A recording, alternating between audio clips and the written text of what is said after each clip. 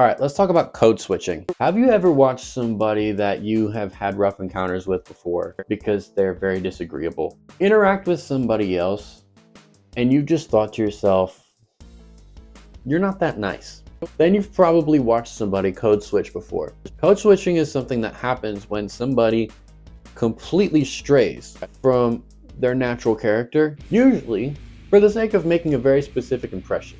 And oftentimes it looks like protecting a narrative by adjusting their behavior in ways that are not congruent with who they actually are and how they actually feel about people and actually want to treat them. You know the saying, when somebody shows you who they really are, believe them? Yeah, when you call somebody out for being inconsistent in their behavior, you're not being crazy. You're being discerning.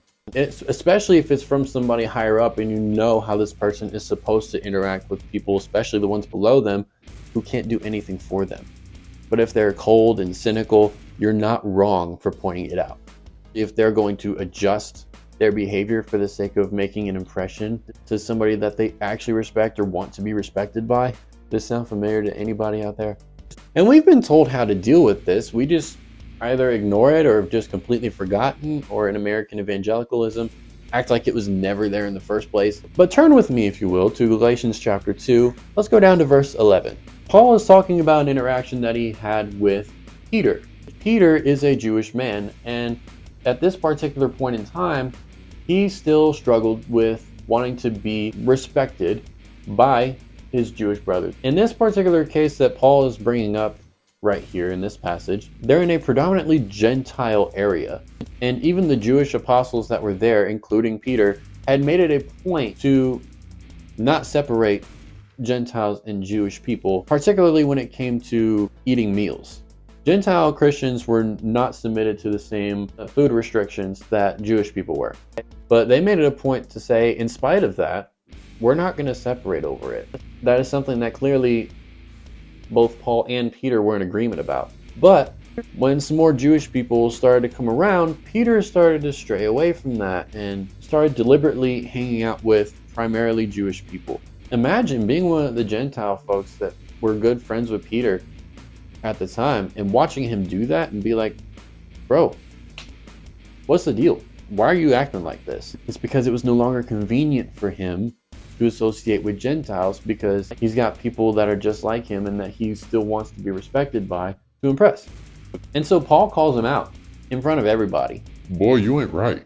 To that effect, anyway. I mean, that's not a direct translation from the Greek, and Paul even accuses Peter of opposing the gospel. It's like his deliberate pivot away from the unity of the body, or at least this small portion, this small piece of the body, disrupting the unity for the sake of his own reputation and his own pride, really. It was extremely dangerous, and Paul called him out on it. And he wasn't being harsh, he was being loving, if anything. He was letting him know, dude, you're drifting. And if you don't make the proper adjustments, this is going to lead to something else entirely. Now, Paul doesn't exactly tell us how or if this gets resolved at all. But based on things that he has said and things that Jesus has said, you can imagine what would have happened as a result, depending on how submissive Peter would have been to Paul's rebuke. Now, in a more modern context, what could that look like? Well, it could look like a pastor taking a job without actually being qualified, but trying to put up this front as if he is. And when somebody tells him he's clearly missing the mark, then the folks serving and learning under him are missing out on a few things as a result, you're the bad guy. And you need to be knocked down a few pegs, and you need to be put in your place.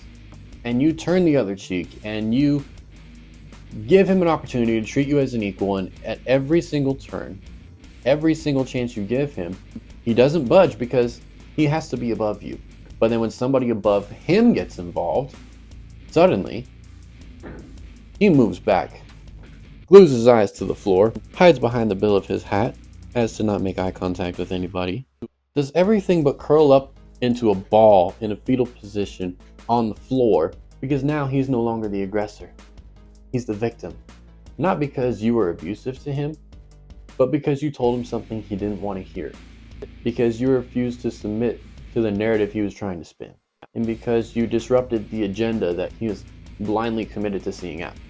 And we could go the passage after passage about how we're supposed to deal with this. And I have in this series and in videos even before I started this series.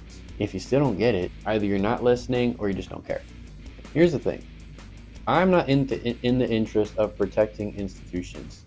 I'm not in the interest of protecting programs that victimize people and then play the victim when word gets out about it. That's not persecution, that's accountability.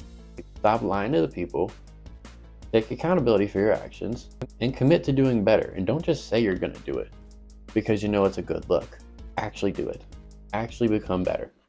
Because we are all still becoming, you know. So I'm willing to have grace in that regard.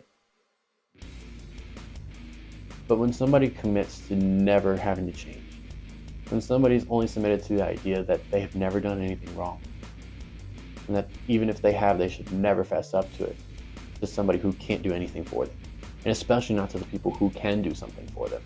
But nonetheless, I forgive you. Maybe I'm the one who's so full of it, but I find it interesting when folks